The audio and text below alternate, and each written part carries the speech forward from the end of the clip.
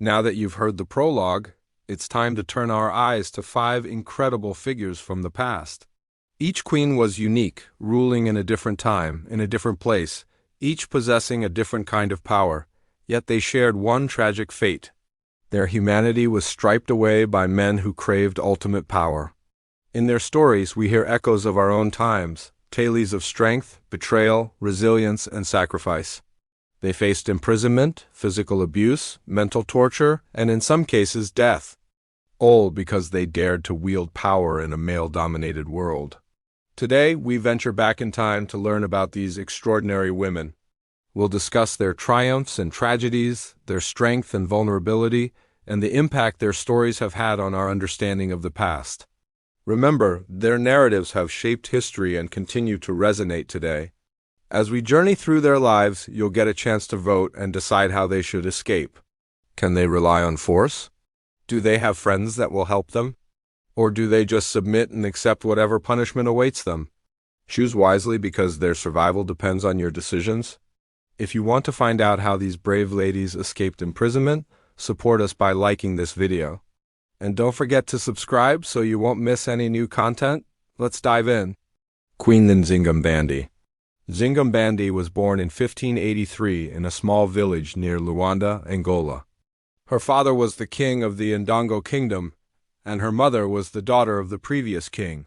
From a young age, Nzinga showed leadership qualities, earning her the name Nzinga Kuku, which means she who looks like a warrior. She received a traditional education, learning about agriculture, fishing, hunting, and herbal medicine. By age 16, she had mastered 6 Bantu languages and was fluent in Portuguese after studying with missionaries. In 1624, Nzinga married the ruler of the neighboring Cuba kingdom, expanding her influence in the region. With the support of her husband, she worked to unite the African kingdoms against the Portuguese. But after her husband's death, Nzinga took over the throne and changed her name to Queen Angola. Under her rule, the kingdom flourished. She built schools, hospitals, and roads, and she established a postal system connecting all parts of her empire. The Portuguese ambassador described her as a very wise and prudent woman and a great lover of justice. But despite her accomplishments, Nzinga's reign was marked by tragedy. Her brother Kempenzu, who had usurped the throne from her son, murdered him in cold blood. This enraged Nzinga, and she vowed revenge. However, she knew she couldn't defeat Portugal with military force alone, so she turned to diplomacy. In 1641, she traveled to Luanda to meet with Portuguese Governor-General Francisco de Souza de Macedo, disguised as a commoner. She appealed to the governor's sense of justice, convincing him that her son's murder was a grave injustice. The governor agreed to help bring her son's killers to justice, and he returned to Luanda with her. But once there, soldiers arrested them both, intending to use them as bargaining chips in negotiations with the Dutch. De Macedo was executed, and Nzinga spent years imprisoned until her death in 1663. Boudica was a Celtic queen who lived in what is now Britain around the year 60 AD. Her people called her Boudica, which means battle strength. She was the wife of King Kajadubnis and the mother of 2 daughters, but little is known about her early life. One day, Roman soldiers came to collect taxes from the Celtic tribes, but they demanded more than the king could afford. In retaliation, they whipped the king and threw him in jail. Enraged by this treatment, Boudica gathered an army and attacked the Romans, defeating them in battle. Although successful, her victory didn't last long. Soon after, Roman forces captured and killed her daughters, stripping them naked and selling them into slavery. Furiously, Boudica led another attack, burning villages and killing everyone in sight. Unfortunately, this time her army lost. In fact, she was beaten so badly that she went blind, allowing the Romans to capture and execute her. Empress Matilda. Empress Matilda was born in 1102 in England. Her father was King Henry I of England, and her mother was Empress Matilda of the Holy Roman Empire. Henry groomed her to be his heir, training her in falconry, hunting, and horseback riding. But when he died in 1135, England's nobles chose Stephen of Blois as king instead. This sparked a civil war known as the Anarchy, with Matilda's supporters fighting against Stephen's. Over the next 19 years, Matilda and her sons roamed England, raising and maintaining an army and staying one step ahead of Stephen's forces. Eventually, Stephen died and his son, also named Henry, took over. He made peace with Matilda, granting her lands and recognizing her eldest son as heir to the throne. Unfortunately, Henry II later imprisoned his brother, Richard, and blinded him after he tried to seize power. So perhaps power corrupts even the most noble hearts? Cleopatra was the last active ruler of the Ptolemaic Kingdom of Egypt. She was born in 69 BC in the city of Alexandria and was the daughter of King Ptolemy XII and Cleopatra v. Tryphena. Although not Egyptian by birth, Cleopatra was well versed in Egyptian culture and spoke the language fluently. Her intellect was legendary, known throughout the ancient world. After her father's death, she inherited the throne alongside her younger sister, but soon their power struggle got violent, leading to Cleopatra emerging as the sole ruler of Egypt. She formed alliances with powerful Roman leaders, including Julius Caesar and Mark Antony, bearing children with both of them. However, when Antony's forces were defeated by Octavian, Cleopatra was forced to flee to her tomb rather than face captivity. There, she opted for death rather than humiliation. Before dying, she left a note for Octavian saying, "You cannot crush my spirit." Nefertiti. Nefertiti was the great queen of the Egyptian Empire during the 18th dynasty. Born in 1370 BC in the city of Thebes, she was the daughter of the pharaoh Ai and Queen Tai.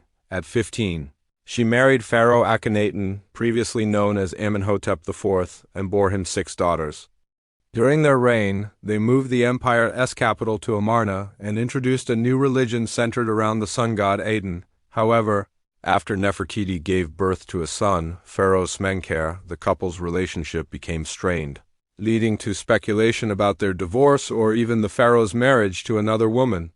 Around the 12th year of their 17-year reign, the records abruptly stopped mentioning Nefertiti, but historians debate why. Some believe she was relegated to a secondary role after giving birth to a male heir, while others suspect she played a larger role in politics. A few believe she may have even succeeded Akhenaten as pharaoh under a different name. Unfortunately, her final years and ultimate fate remain a mystery. What about the endings? How did these queens escape their prison? We've put together a poll where you can vote and decide how you think they should have escaped. Check it out. Now click on the like button to show support for the work we do. Subscribe to our channel and share your feedback in the comments section. Your engagement helps us create more compelling content for you. Thanks for joining us on this journey through history and for bringing these remarkable women-esque stories to life. We look forward to seeing you again soon. Let me tell you another story. This one's from the 18th century, but the feeling stretches back further. France is at war with Austria. The year is 1743 and there are battles happening across Europe. You might have heard of some of them, names like Caron-Sebes or the Siege of Nancy, but today I want to talk about one of those moments between battles. 2 nobles are meeting in secret, strategizing. One of them is the Margravine of Badow, an Austrian leader named Maria Anna. The other is her lady-in-waiting, Sophie de Condorcet. They're talking tactics, logistics, the possibility of aid from Sardinia. Then suddenly, Condorcet asks something that doesn't belong in a military discussion. She wants to know why the Margravine always wears dresses instead of riding breeches. It seems like a simple question, but the answer ripples with history. Apparently, the Margravine had asked for breeches, but the Emperor Charles II refused. His sister was forbidden from dressing like a man, even if it would help her ride a horse or handle a sword. So the Margravine wore skirts. Later, after Maria Theresa became empress, this silly footnote would become a rallying cry. She famously wore gowns during a battle review and apparently declared, "I am no man, but I am your empress." Before we get into the consequences of her words, let's take a step back. Like Teuta, Maria Theresa didn't inherit her throne. She earned it. Her father, Charles II, died early in her brother Joseph's reign, leaving the Habsburg dynasty shaky at best. Their uncle, Louis I of Spain, had his eye on imperial lands. France was stirring in the north, and the Pragmatic Sanction, which stated that Habsburg territories must stay together, hadn't stopped a civil war before. Everyone had an opinion on who should inherit. But in the end, it was Maria Theresa who became Holy Roman Empress. She ruled over a mishmash of states across Central Europe, stretching from the lowlands to Hungary. All told, she was queen of 7 kingdoms, duchess of 3, and landowning princess in 18 others. In short, she was busy. And while she kept her word about maintaining the pragmatic sanction, she also found herself fighting wars on multiple fronts. But that's not all she was doing. She was governing, she was collecting taxes, she was trying to hold her multinational realm together. She was meeting with foreign dignitaries and plotting alliances. Most importantly, she was giving birth. In just 10 years, she gave birth 5 times. In fact, she was pregnant during the battle where she supposedly made her famous statement about the dress. Her court was full of children, cradles, and wet nurses. So why does any of this matter? Why talk about a queen who got her way but was still expected to be decorative? Because the expectations were absurd. Maria Theresa couldn't possibly have managed her duties without male help, except she wasn't allowed to accept that help. If she needed assistance, she had to get it from men, even though she didn't choose them. Her counselors and ministers were appointed by her and her husband, not because of their competence, but because they were powerful enough to overshadow any competing nobles.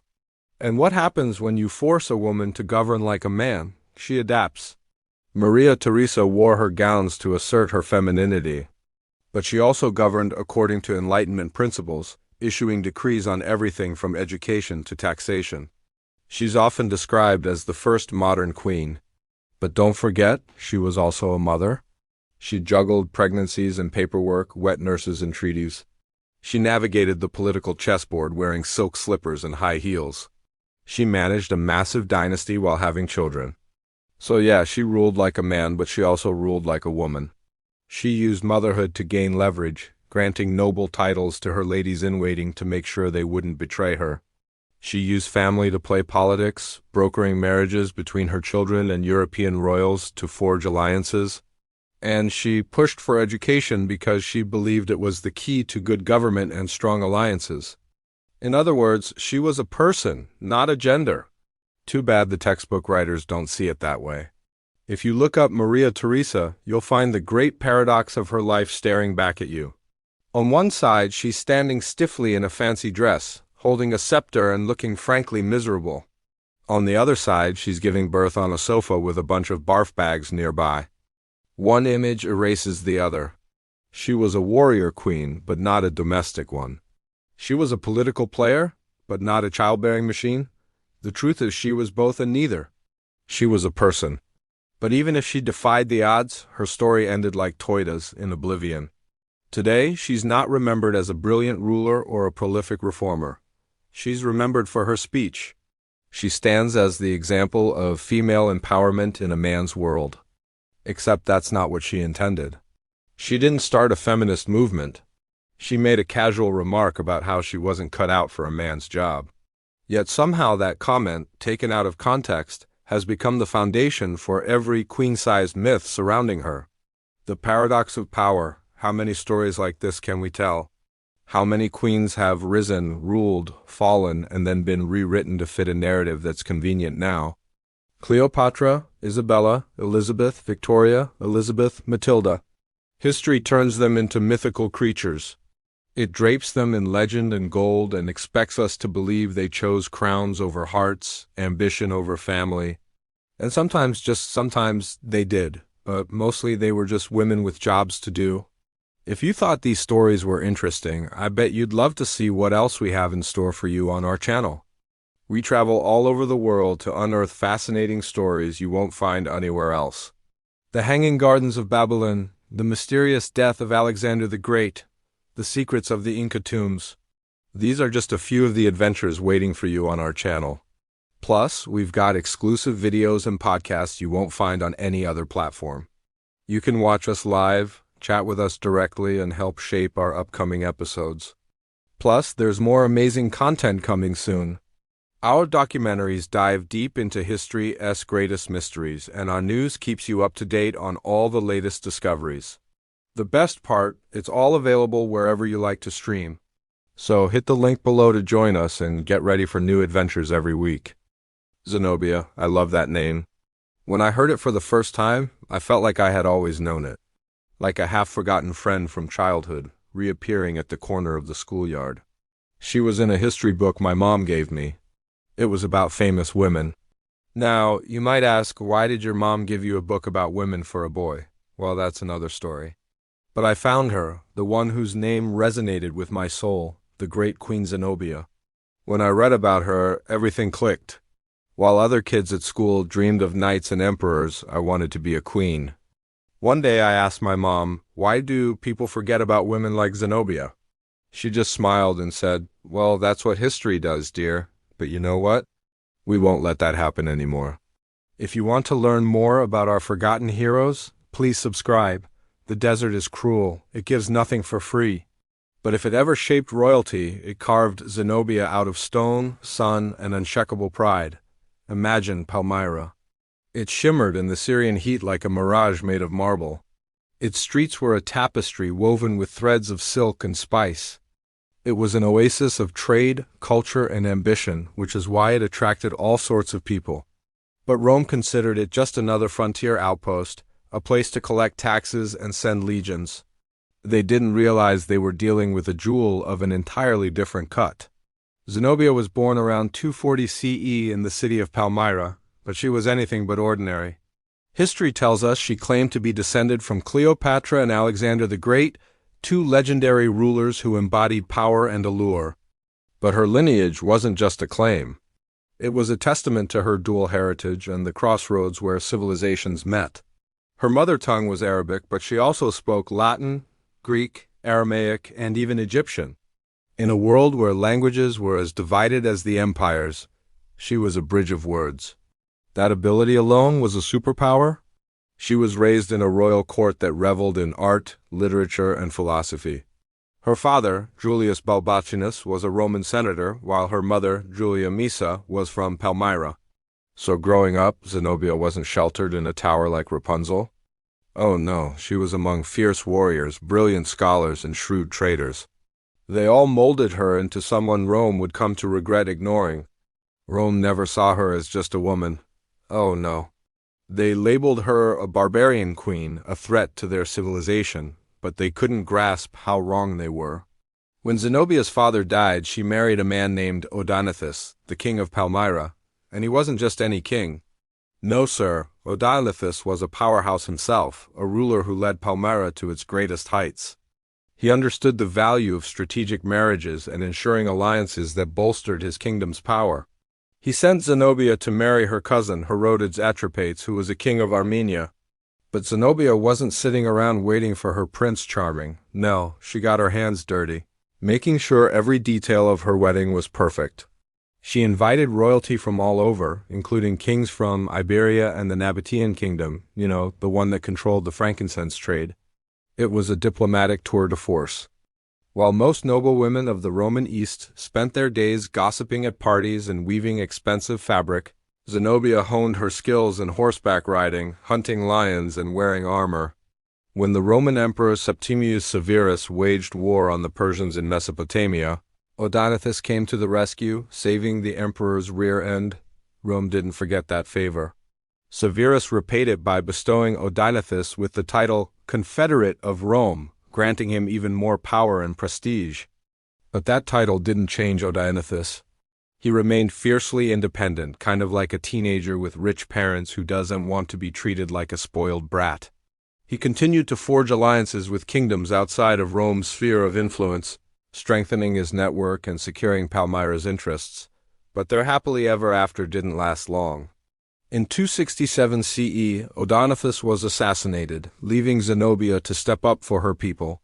Most folks would have thrown their hands up and cried, "I can't do this," but not Zenobia. She was ready. Zenobia took the throne, not as a figurehead, not as a grieving widow, but as regent for her young son and the de facto ruler of a city-state that was about to become Rome's biggest nightmare. She wasted no time.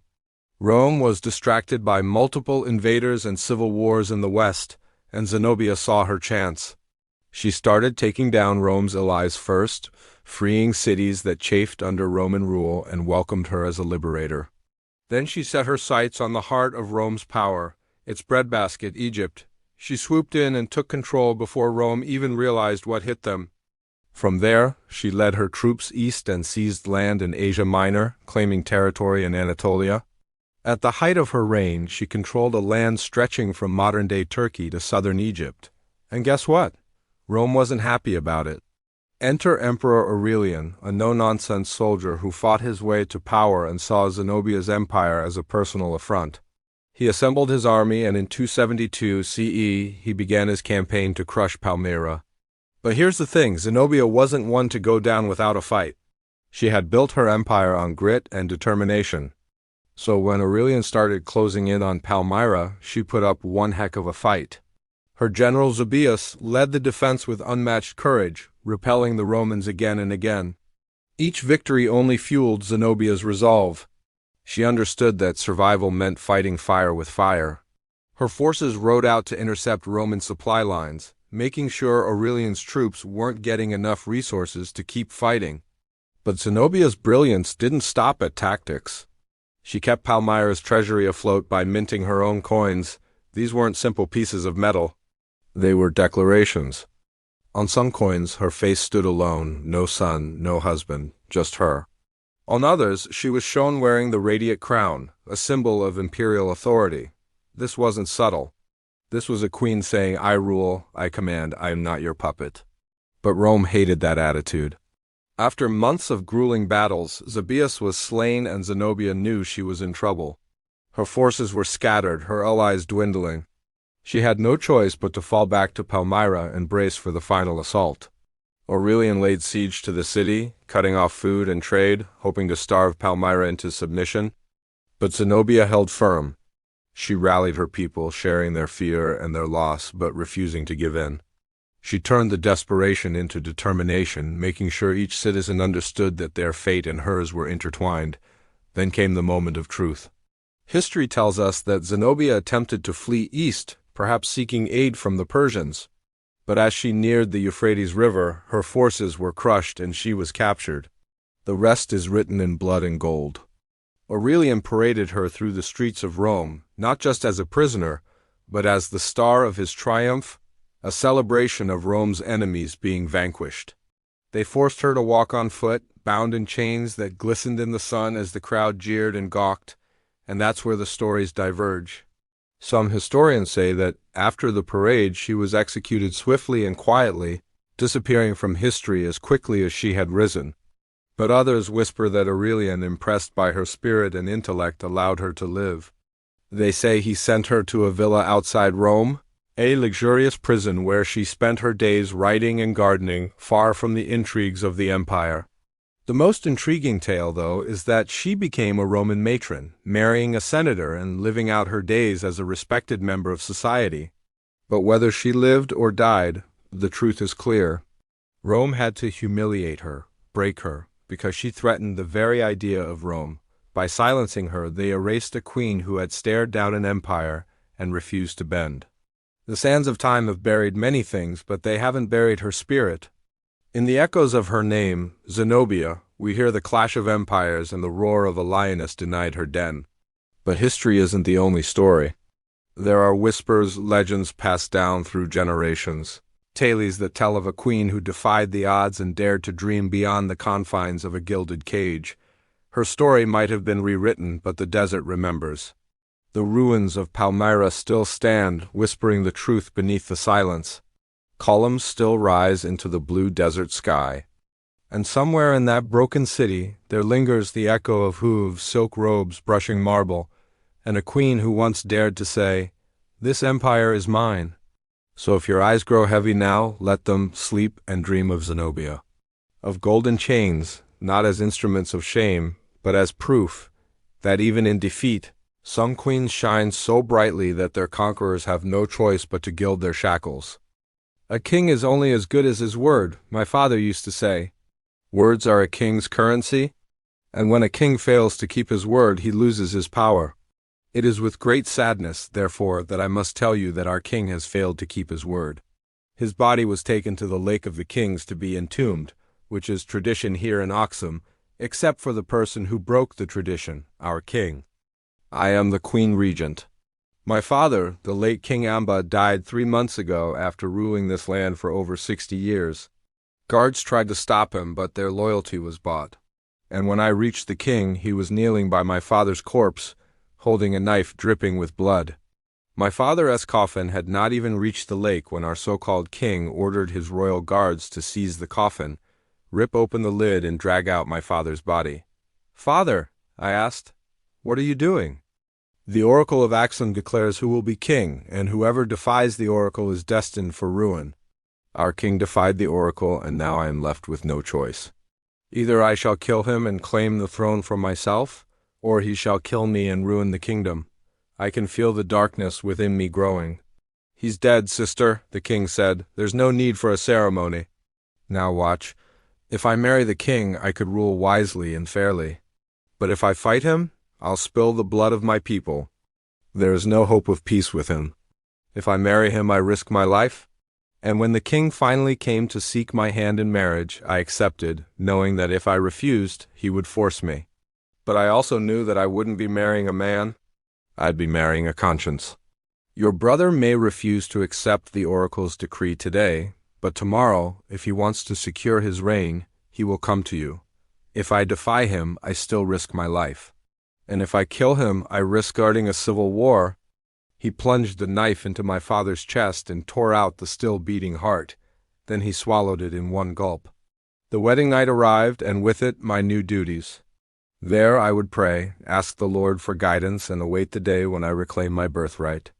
No one dares defy the king, but everyone fears the wrath of God. I knew that soon I would be queen, that I would have to make decisions about war and peace, life and death. Instead, I went to the royal treasury. I donned one of my father's royal tunics and grabbed a sword. "You misunderstand," he said. "I may be king, but I am not powerful enough to stop you.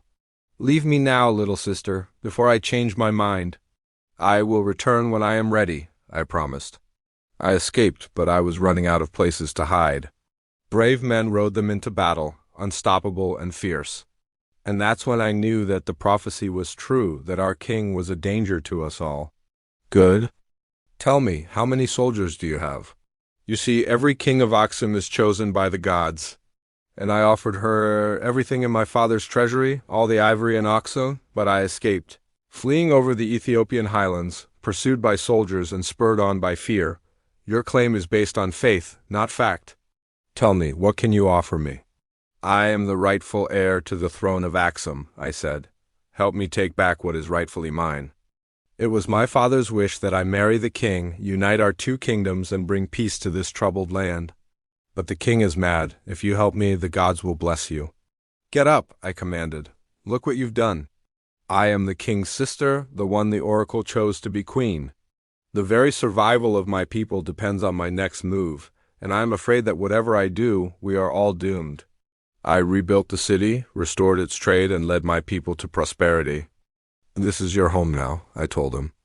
"You will live here, but you will have no power. You are no longer king." The scars of civil war ran deep, and some still whispered that I murdered my own brother, but I had no choice. He threatened our people's existence. The oracle spoke, and I acted to save my kingdom. That is the duty of every ruler, no matter the cost. The king's men tried to stop us, but nowhere was safe anymore. Or would you have fought your brother? The choice is yours, but remember, a king is only as good as his word. Keep that in mind as you fall asleep tonight. The Ethiopian highlands, 9th century CE, but my father needed me. After his sudden death, there was a power struggle in Aksum. "Why don't you leave, Queen?" he asked. "Why don't you reclaim your birthright?" My brother, the king, refused to recognize the oracle's decree that he should marry me. The royal court supported me, but the army backed the king. I had no intention of killing him. I just wanted him to know what he'd done, how many lives he'd ruined, how much blood he'd spilled. So I went to my father's former advisor, a wise old man named Abba Aragawi. Amba was right, words are a king's currency. I'd planned to spend my life as a scholar, living among books and manuscripts, far from courtly intrigues. What should I do, Abba? I asked. Abba Aragawi looked at me sadly. So I waited. We wed in a small ceremony. The king brought no dowry, no gifts, and I brought no arrogance, no contempt. As we lay together, I asked the king, "Do you trust me?" "You are my wife," he replied. "But who are you?" And then I told him my plan. I would go to the monastery of Debre Damo. It's a place where no one can harm me. The king was silent for a moment. And so I left, but not for a monastery. When the king learned I'd stolen his late father's ceremonial sword, he sent his elite guard after me. It took me 10 days to reach the monastery, but I knew the monks would hide me. I stood at the gate and shouted, "Open the gate, monks!" The gate creaked open and I stepped inside. I felt safe at last. But my peace didn't last long. One evening, a monk found me praying alone in the courtyard. I explained that I needed time to prepare. But the next day, the king's soldiers arrived. My hiding place was discovered. I fought, but I was outnumbered. And that's when I heard about the kingdom of Shua. They were known for their horses. I traveled to Shua and asked the king for help. The king of Shawa smiled. "None," I admitted. "But I am the oracle's choice." He thought for a moment. "You have courage, little queen." I like that. But I cannot trust the oracle's prophecies. Sheba didn't want soldiers or weapons. Sheba wanted something her people had in abundance, ivory. Sheba accepted, and soon we raised an army. We rode on horseback deep into the Ethiopian highlands. Finally, we reached the capital. The king had fortified the city, but nothing could stop Sheba's cavalry. We entered the city, and the king fled. I had reclaimed my birthright, but I hadn't won the war. Now the streets were filled with the bodies of the slain, and I walked among them, looking for the king. And the first found him in a temple, hiding among the saints. He looked at me, eyes wide with fear. "Don't kill me," he begged. "I will do anything." "You already have," I said. "You killed our people. Now you will atone for it." I took the king on a tour of the city, showing him the damage he'd caused. When we reached the palace, I stopped. And so it was that I became the first woman to rule Aksum in over 150 years. But every night I dream of war because my victory came at a terrible price. Tell me, listener, what would you have done? Would you have fled to the monastery? Would you have struck a bargain with Sheba? The day starts gray and cold. Wind whips across the empty fields, sending chills down your spine. You pull your tunic tighter, but it's no use. Nothing can warm you now. The only life here is in the forest, where twisted oaks claw at the sky and shadows hide things best left unknown. There are stone roads, paved houses, even marble statues of Roman emperors. And yet the locals call this place a village. The governor's villa sits on a hill overlooking the town. Servants bustle around the gardens carrying silver trays and scented oils. One night, a messenger arrives at the governor's villa. He brings news of Londinium and Verulamium, the cities you helped conquer. They're burning, their garrisons wiped out. And as the flames spread, so does panic. You and Suetonius ride toward the coast, watching the countryside turn to ashes and corpses. Soon, you'll both be fighting for your lives. He'll protect you, right? After all, he's a Roman governor and you're just a lowly soldier. But as you charge into battle, you realize you were wrong again. Because while Rome can send legions and emperors, they can't conquer hearts. Not when the queen has already claimed them. Inside, Suetonius paces, deep in thought. You join him, noticing a new scar on his face, a thin line cutting across his left cheek. A burning question: who really burned Rome? You decide. Play as Boadicea or Suetonius and lead your faction to victory. Make choices that affect the outcome. Discover historical insights, then share your decisions with friends. New episodes drop every week. This summer, it's personal. This summer, it's your story. The Boudica Rising experience. He must have gotten it in the last campaign. You tell him about your journey. You describe the look on the dockworkers' faces, how they didn't even try to hide their scorn. He nods slowly. He knows what it's like to be unwelcome.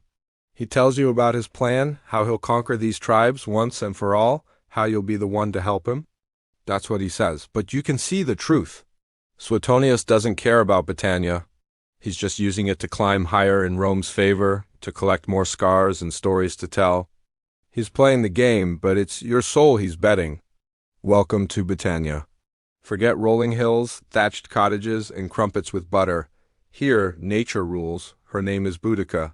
She's young, beautiful, and she's rallying the tribes against Rome. At first, Suetonius dismisses her as a nuisance. But when her armies arrive, he knows he's in danger. Time to gather loyal soldiers, prepare the defenses, convince the locals to support Rome. Easier said than done. In the shadow of Boudica's war cry, the governor grows desperate. He executes suspected rebels, burns their homes, sends his cavalry to chase her down. But she's like smoke, elusive, dangerous, impossible to capture. As the weeks pass, fear takes root in your gut. This queen isn't like the others. She's smarter, fiercer, more cunning. With each passing victory, she becomes a symbol of resistance, a beacon of hope for the oppressed. They call her the Wild Queen, the Scarlet Queen, the Warrior Queen, and the more you hear about her, the less sure you feel about serving Rome. Men hack at stubborn trees with iron axes, but it's hard to build anything lasting in this climate. It's from the Emperor Nero. The words are simple, chilling. Secure Britannia for me, and then a postscript, by any means necessary. It's not a request. It's an order. He seals your fate. You're going to war. The next morning, you lead the governor's cavalry out of Camulodunum. Behind you, the soldiers mumble, talking about the queen and her army. They don't want to go to war. You don't blame them. Who does, right? You ride for hours. The fields are muddy. The sky is gray. All around you, people flee. Some run away, but most stay behind to watch their homes burn. You come across a small village. A few huts, a broken wall, some livestock running loose. It looks like a child's drawing of a massacre, then you see them. A dozen women huddled together, arms crossed, eyes defiant. They stare at you like wolves watching a lamb enter the fold. Don't come any closer, one of them calls out. This place is cursed. Stay away, but you have orders to give. The villagers belong to Rome now. Their land, their livestock, their children. You don't need permission to take it. You have the law on your side, but you're not so sure about the law anymore. There's a flicker in the women's eyes that you recognize. It's the same flicker you saw when you sailed into Britannia. It's the look of someone who refuses to bend. And as the wind whips around you, you suddenly understand why so many men would rather die than surrender. Because here in the north, freedom isn't a gift. It's a curse. Houses crumble like old bones. Fields turn to mud, even iron seems to rust before its time. So you wonder why anyone stays. Why anyone thinks they can tame this place. If you ask the locals, they'll tell you it's a curse. This island has always been wild. The people too. You've heard stories, haven't you? Of druids, human sacrifices, wild men with woad painted on their bodies. Fact or fiction, it doesn't matter. What matters is how the stories make you feel, small, vulnerable, out of place. Because here in the north there's little comfort to be found. The mountains and the bogs are cold and lonely. People huddle around hearths, drinking beer to dull the ache in their souls. Maybe that's why you felt drawn to the south. Where the coast is gentler, the fields greener, the air warmer, you could almost forget that Britannia isn't just an island. It's a frontier between civilization and chaos. That's where you meet him, Gaius Suetonius Paulinus. He's tall and lean with sun-weathered skin and eyes that miss nothing. Under his purple cloak, he wears the standard legionary uniform, but there's a hawk brooch on his collar and a laurel wreath tucked in his belt. You don't need to be a historian to read him. You can see the hunger for glory, the ambition that drives him. And you might think that makes him different from the rest of the governors you've served under, but you'd be wrong. Every governor wants two things, power and plunder.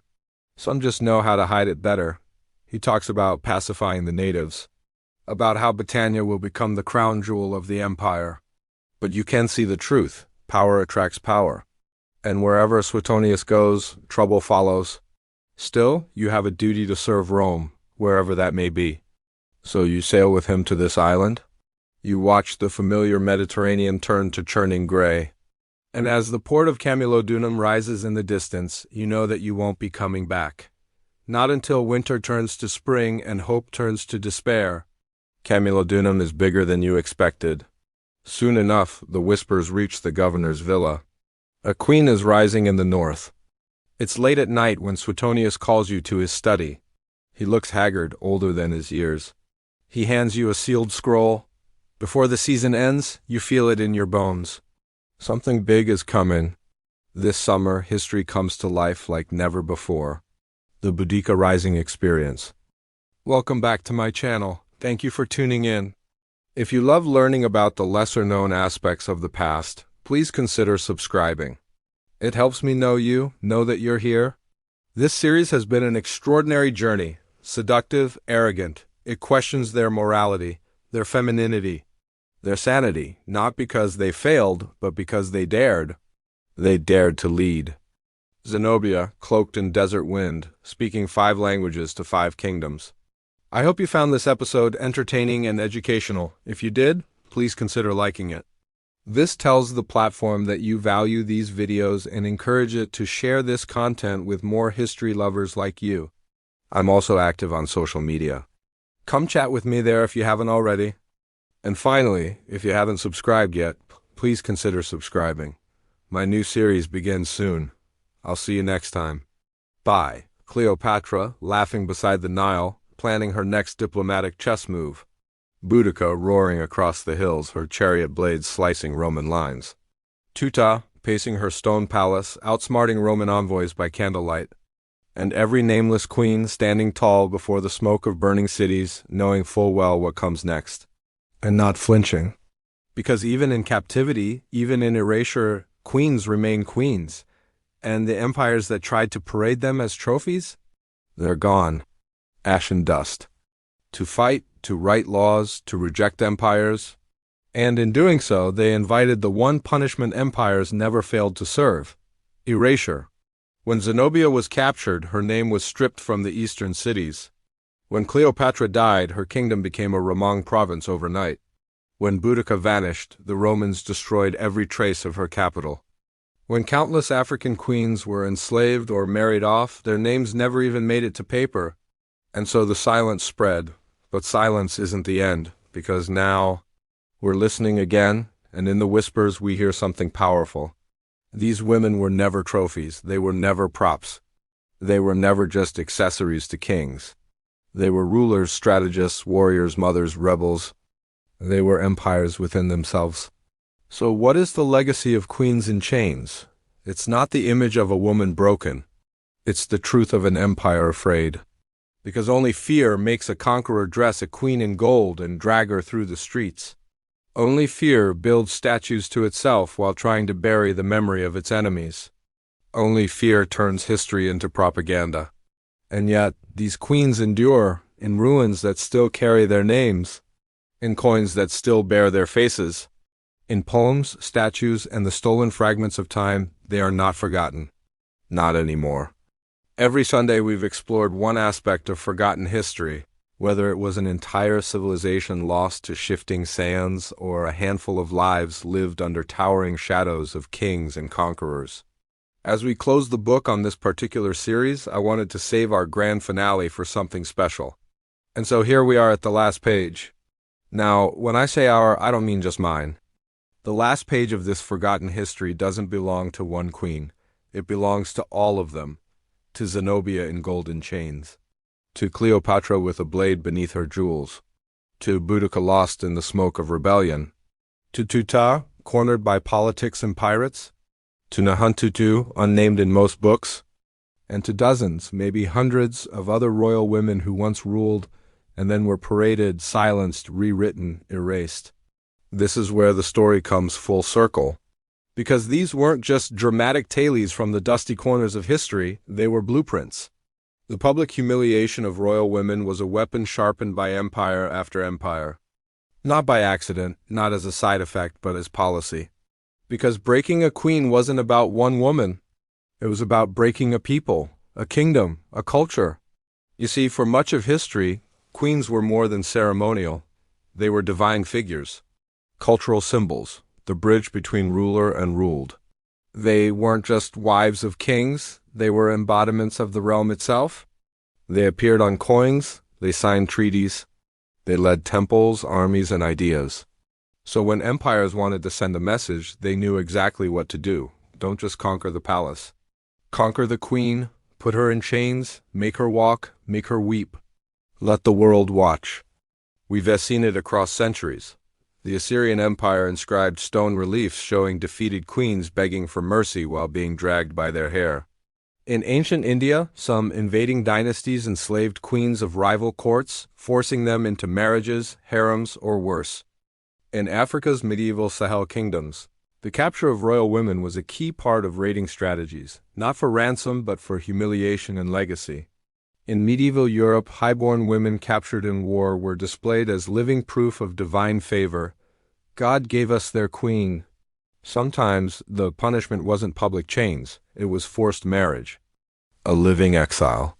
Like Roxolana, the concubine who rose to become queen of the Ottoman Empire, originally captured in a raid.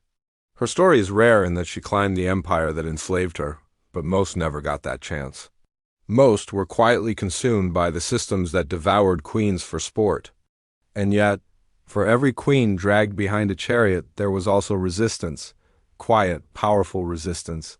Zenobia refused to cry. Cleopatra refused to be captured. Boudica chose rebellion over obedience. Even when they were silenced, their stories echoed. Because humiliation doesn't always destroy legacy, sometimes it amplifies it. Now let's pause here. Have you noticed how history remembers these women? It doesn't just call them queens. It calls them dangerous. And as you drift now into the slow silence of sleep, imagine them not in chains, but on thrones. Thank you so much for joining me today. Remember, you can support my work directly via the links below. Your notes and comments inspire me,